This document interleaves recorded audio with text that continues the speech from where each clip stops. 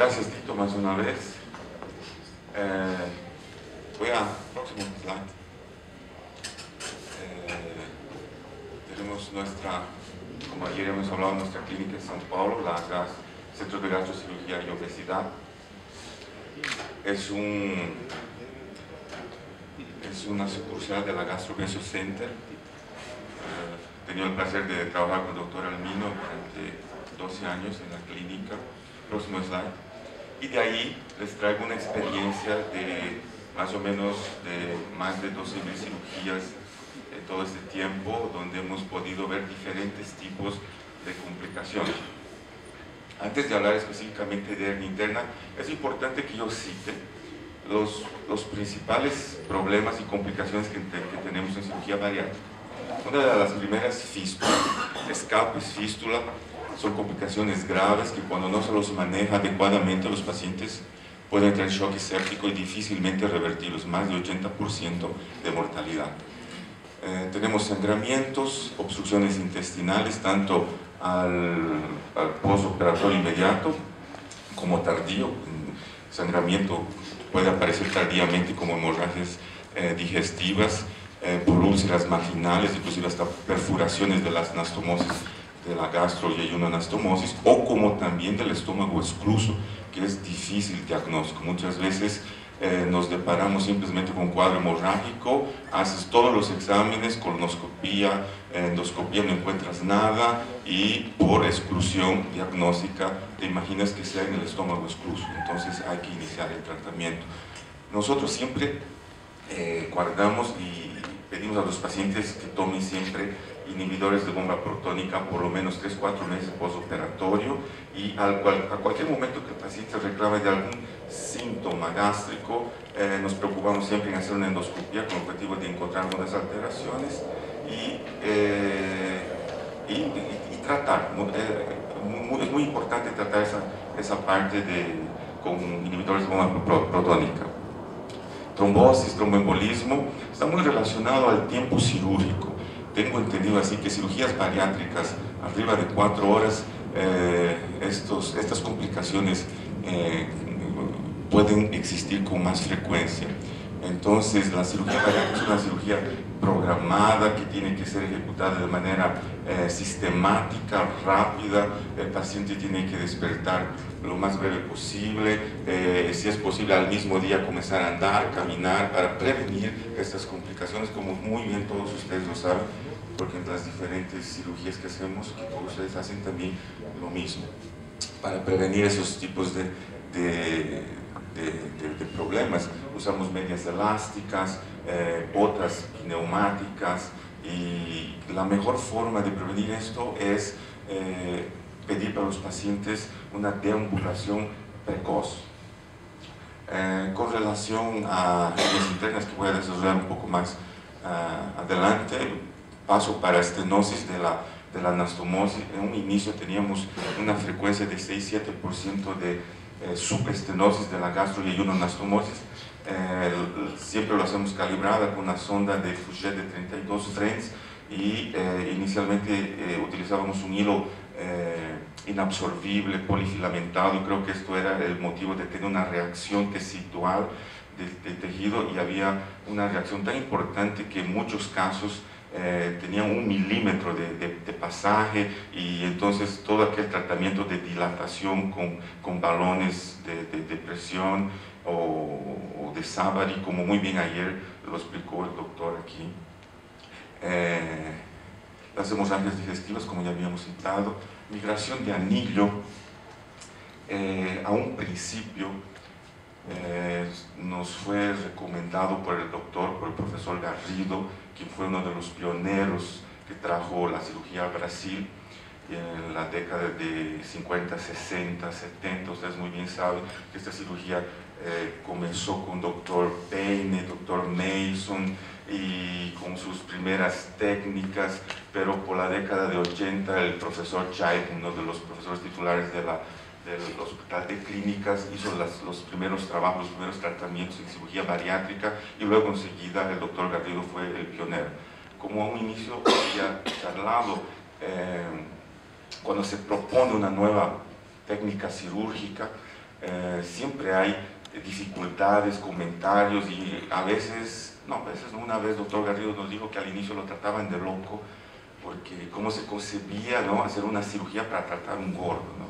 Pero hoy en día sabemos muy bien la fisiopatología, la base genética que existe y toda la problemática envuelta en esta enfermedad, y pues de ahí comenzó todo hasta las técnicas actuales y todavía no sabemos qué cosas van a venir. Entonces hemos colocado muchos anillos de silicona con el objetivo de haber una contención al medio del pouch gástrico. Algunas veces yo digo que es un mal necesario porque parece que es un recuerdo al paciente que tiene que comer despacio y poco, porque con el pasar del año el paciente vuelve a comer volúmenes mayores, pero también no es incentro de complicaciones. Nos hemos deparado con migración, erosión del anillo para adentro del estómago y bueno, entonces hay que retirar. Entonces tenemos muchos pacientes todavía para retirar estos anillos por endoscopía, por la boca, así como las bandas gástricas, como ayer muy bien los han mostrado los profesores.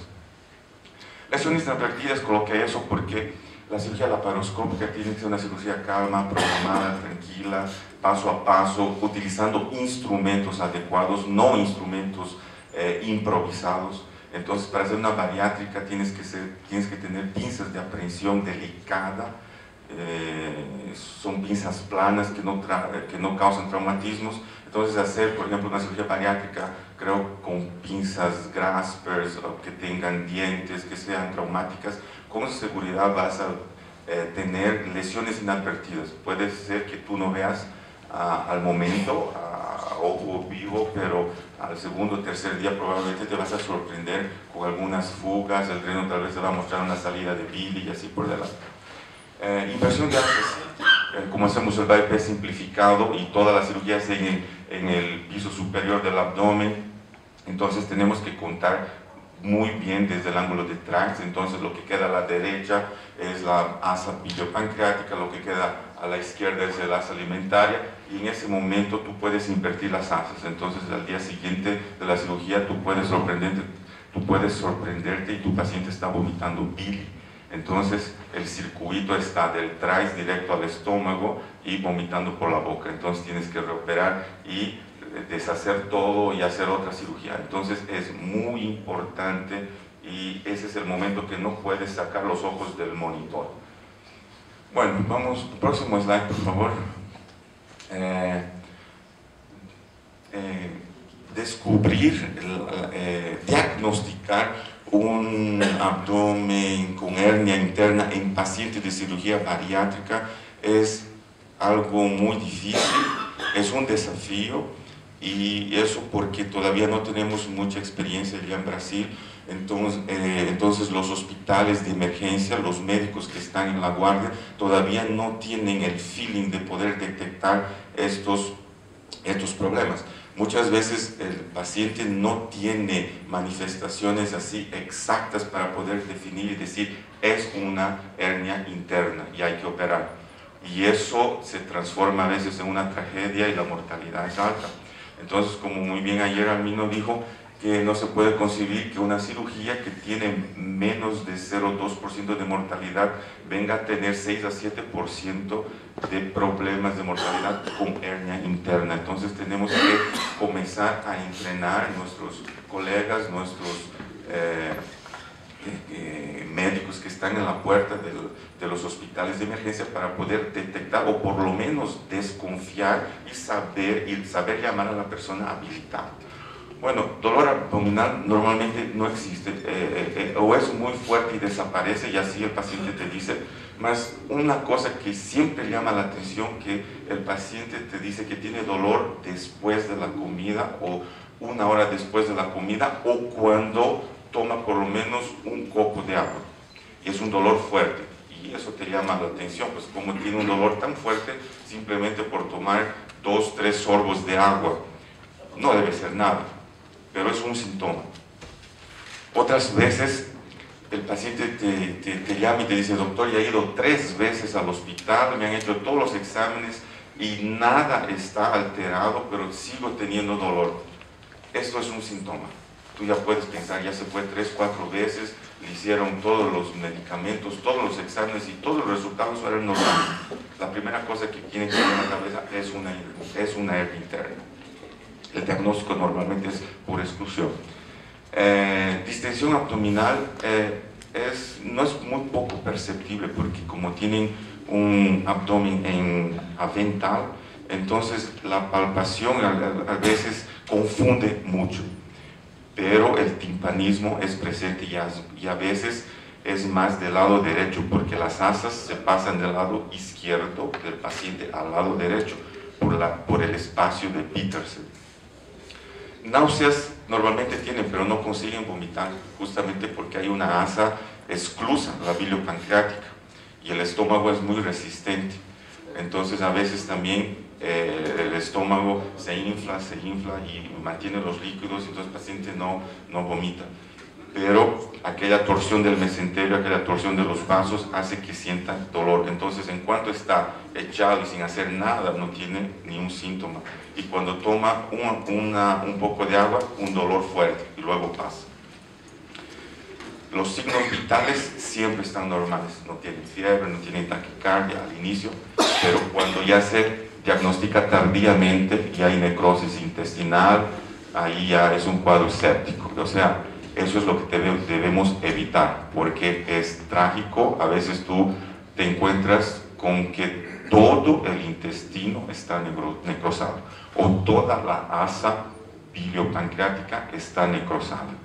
Y ahí es difícil encontrar alternativas para resolver ese problema. Próximo, por favor. Con relación a los exámenes para diagnosticar estos problemas, se tiene que pedir una tomografía computadorizada o una resonancia nuclear magnética, mejor si el servicio lo tiene, de preferencia aquellos aparatos que tienen cortes finos, que tienen una resolución mucho mayor, y siempre viene normal, y está muy dependiente de quién lo realiza, del radiólogo que lo mira y de la experiencia de él. Ustedes deben haber en su práctica médica recibido algunos exámenes de ecografía que muchas veces no dicen nada, está todo normal.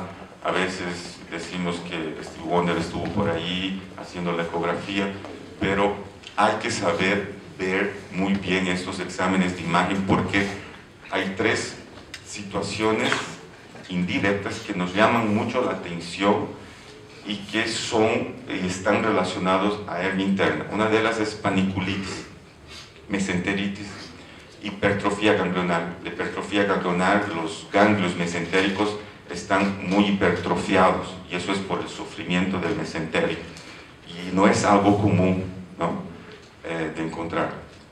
Torsión de vasos mesentéricos, si el radiologista es muy experiente, él sí lo va a ver y te va a decir: estoy viendo que los vasos mesentéricos están torcidos, no sé por qué, pero las asas están todo normal y bueno, pero estos 3 detalles, hipertrofia ganglionar, poco líquido en la pelvis y hipertrofia de los ganglios mesentéricos, es un señal indirecto de que hay un problema abdominal asociado al dolor y a toda esa historia clínica que acabamos de contar. Concluyes, debe ser una hernia interna y lo mejor es hacer la cirugía diagnóstica y terapéutica.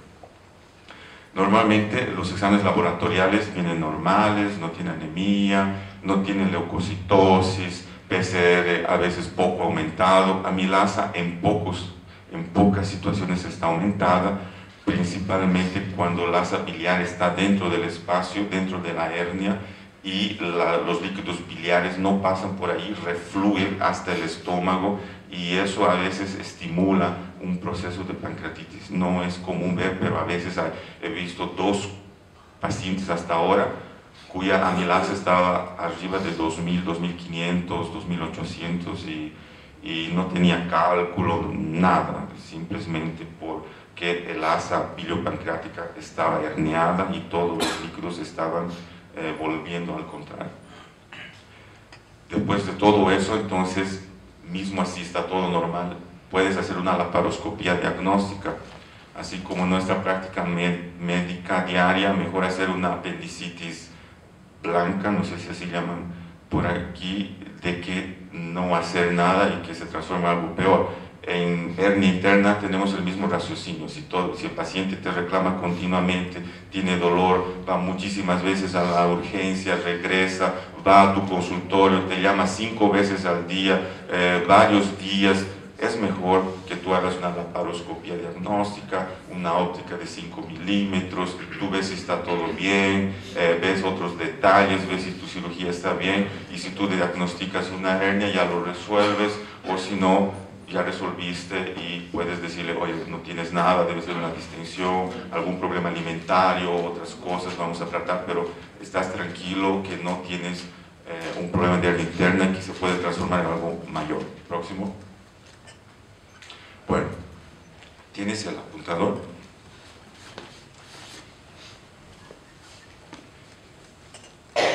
El bypass simplificado, muy bien, ustedes han visto que el asa alimentar, la asa alimentar sube precólico, pregástrico para juntarse al pouch gástrico.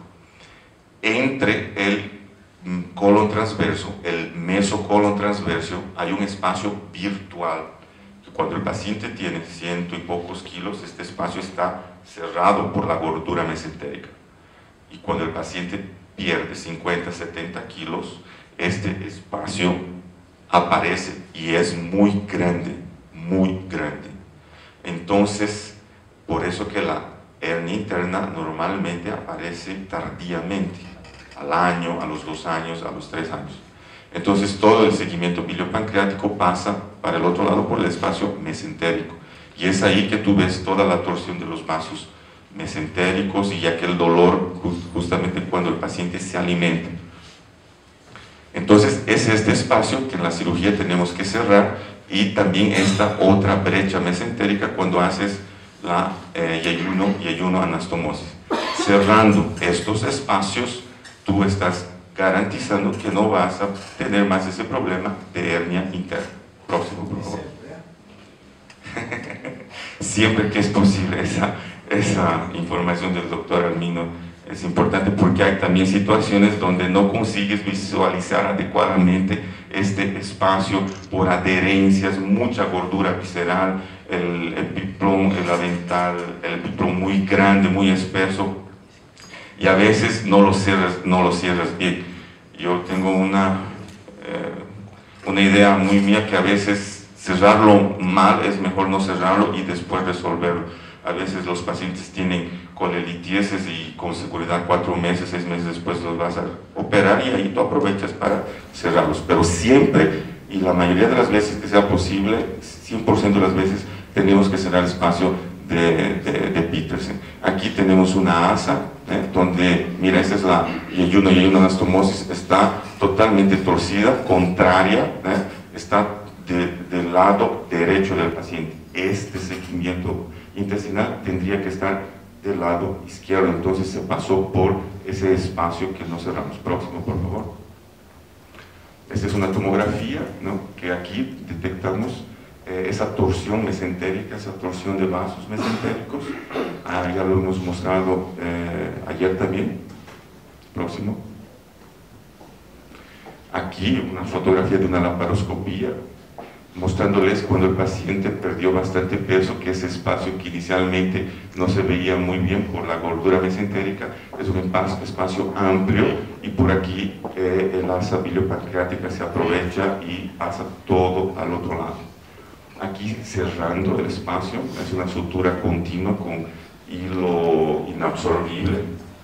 No utilizamos Letibond, 2 ceros. Próximo. Bueno, con esa fotografía del Sanlaret de Uyuni, un punto turístico, les agradezco su atención, el tiempo de ustedes. Muchas gracias.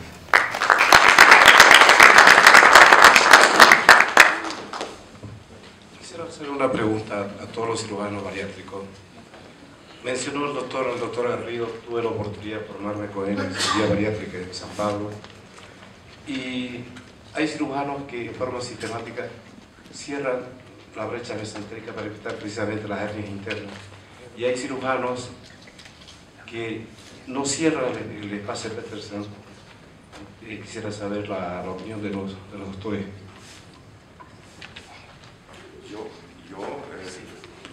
opinión personal, cerramos todos los casos, todos los casos. Y como había dicho, siempre que es posible, porque hay algunas situaciones que el paciente tiene cirugías previas y son pacientes que tienen mucha gordura visceral, y en la tentativa de encontrar ese espacio estoy viendo que estoy provocando lesiones inadvertidas. No consigo levantar, tengo que movilizar el colon está preso, está abajo. Estoy viendo que en vez de ayudar, estoy haciendo algunas lesiones. Eso es raro, pero en la mayoría de las veces cierro todas las brechas con facilidad, con ayuda del auxiliar, principalmente la brecha de yeyuno y anastomosis, no hay dificultad. Es un tiempo cirúrgico que a los pocos vas adquiriendo destreza y cada vez más lo cierras con facilidad. Pero sí hay que cerrarlo 100% de los casos. Yo creo que es la opinión del doctor Armino también, no sé qué es lo que puedo ayudar.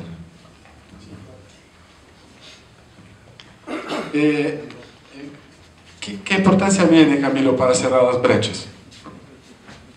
Nosotros, cuando empezamos haciendo el bypass, seguimos la técnica de Kelvin Higa y hacíamos transmesocólico. Y al hacerlo transmesocólico cerrábamos a través del mesocolon, pero esos mismos puntos generaban un lugar de tracción y sobre eso la rama alimentaria reptaba, por así decirlo, reptaba hacia arriba, y tuvimos mucho, y llegamos a tener hasta un 9% de vídeo mecánico en pacientes operados, y se iba toda la rama alimentaria al saco menor, detrás del estómago. Y ahí cambiamos a la vía antecólica antegástrica, pero cerramos todo. El video que yo mostré ayer ahí era una hernia interna de pacientes con bypass antecólico antegástrico de un espacio de Peterson. Se había rotado sobre sí mismo. Y es muy ingrato porque además es muchos años después. Son pacientes que ya están flacos, que ya no quieren saber nada del cirujano y llegan a veces con una complicación grave que se puede evitar. Yo honestamente cuando oigo a veces a Raúl Rosenthal o a algunos que dicen no, yo no cierro nada, es porque simplemente no ven a los pacientes. En Estados Unidos y en algunos lugares simplemente no ven a los pacientes en el postoperatorio, pero por lo menos en Chile, y me imagino que acá también, y yo creo que en Brasil, se da mucho que tus pacientes tú los sigues viendo el resto de la vida, entonces los tienes ahí. Así que si a ustedes no les gusta levantarse en la noche a las 3 de la mañana a operar, que en mi caso, es mejor que cierren la brecha y se van a demorar 5 minutos más. José, ¿cierras o no? Sí, las dos brechas. Usamos hilo inabsorbible para la sutura y en la mayoría de las veces conseguimos cerrar sin problema, pero a veces tenemos mucha dificultad porque principalmente los hombres que tienen una gordura visceral muy importante. Hay una técnica que una persona de Brasil ha hecho que cuando hay mucha dificultad, él hace una pequeña sutura en la asa biliopancreática al mesocolo. Con eso, la asa biliopancreática se queda ahí, al lado izquierdo, y no pasa al lado derecho. Esa es una técnica que podremos hacer cuando hay mucha dificultad. Yo tengo hecho bastante esta técnica, José Berg. Estuardo, ¿te parece que hay que cerrar siempre o no? Sí, hay que cerrarlo siempre. ¿Qué hablas con tu amigo Raúl? ¿Ah? ¿Qué hablas con tu amigo Raúl? Lo que pasa es que yo tengo la oportunidad de poder mezclar una técnica con otra. A mí me gusta mucho la técnica tuya. De Raúl hemos aprendido muchas cosas. Camilo tiene toda la razón. Ellos ya no miran a sus pacientes en postoperatorios, nosotros sí los miramos.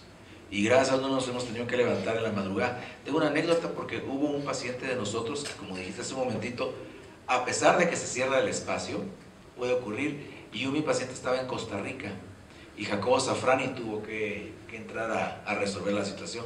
Sí hubo un problema de eso, sí hay que cerrarlo siempre. Eso es importante. Ahora, Edwin, yo creo que hay algo ahí que nosotros aprendemos que es bastante importante. Creo que peor que no cerrar, el cerrar malo. porque miren lo que está pasando con nosotros ahora. En el primer momento, cuando hacíamos el bypass, no cerrábamos. Hicimos 3 años sin cerrar. Cuando nos cerras, en general o tiene hernias que son muy precoces, con 1 o 2 días después de la cirugía, o un poco más tardías, cuando ya por el adelgazamiento del paciente la brecha se abre más porque desaparece la grasa y es más fácil que venga. Entonces empieza a que la alza piliopancreática viene por abajo de la alza alimentaria. En muchos casos todo el intestino pasa por acá, todo el intestino viene de la izquierda para la derecha del paciente, y el cuadro clínico es muy típico. Doctor, tengo un dolor que viene después de la comida, 5 minutos después de la comida, y ahí yo hago así, me relajo y mejora.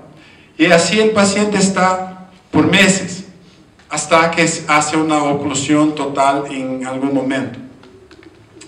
Entonces ahí empezamos a cerrar. El problema es que cuando empiezas a cerrar, van a pasar 2 cosas. Si cerras mal, se queda un huequito por entre los puntos, y ahí el paciente no tiene este cuadro de dolor crónica, porque ahí viene el cuadro agudo, porque cuando tiene la hernia ya tiene con estrangulación o estrangulamiento. ¿Encarcelamiento o estrangulamiento? Estrangulamiento ya viene agudo. Lo que está pasando con nosotros ahora es que estos casos que cerramos bien, pero 2 o 3 años después de la cirugía, cuando el paciente ya se adelgazó bastante, mismo que cerramos bien, por el adelgazamiento empieza a aparecer huecos por entre las suturas, y ahí se hernía agudamente con estrangulamiento también. Entonces ahora yo creo que el punto, como dice Camilo ayer, el punto débil del bypass hoy es la hernia interna, porque un paciente que tiene regano de peso no va a morir por el regano de peso, pero la mortalidad de una hernia de Petersen con estrangulamiento llega en algunos estudios a 10%. Entonces, en una cirugía que hoy hacemos con una mortalidad de 0, algo por ciento, la mortalidad de la complicación es 20 veces más grande. Y eso me preocupa mucho, porque no sé si mi paciente va a tener este estrangulamiento en Guatemala, en Panamá, en Río de Janeiro, en Campinas, yo no sé. Y el problema es que este paciente, cuando tiene dolor, va a la emergencia del hospital más próximo. Eso es otra cosa que tenemos que hacer, hablar con nuestros pacientes. Cuando tengas algo, me avise, me busque, no va a cualquier hospital, va a un hospital a donde sepas que haga algún cirujano bariátrico, para que sepa cómo interpretar bien tu caso. Porque llega la emergencia, la obstrucción en general es de la alza piliopancreática. No están vomitando. No tiene parada de eliminación de gases y feces, porque la alza alimentaria y la alza común continúa libre. Hacen la placa, el estudio radiológico no es el estudio clásico con niveles hidrohelios, con la pilla de monedas, es diferente. Y el clínico que está ahí, que puede ser un pediatra, que puede ser un obstetra, que puede ser un neumólogo, no sabe, y no es por culpa de él, no sabe hacer la interpretación correcta. No, eso es una gastritis, tome omeprazol, regresa a tu casa. El día siguiente ya las salsas están negras. Entonces yo creo que esto es bastante importante, y las personas que tienen bypass tienen que saber que hay que cerrar, y hay que cerrar bien. La técnica que Josenberg ha hablado es una técnica que nosotros tenemos usado bastante. Aparte de cerrar la brecha, fijamos la alza piliopancreática en el mesocolon con 1 o 2 puntos, porque ahí mismo que se pierda la sutura, la alza va a estar fijada y no migra, no desliza. Así yo creo que es importante.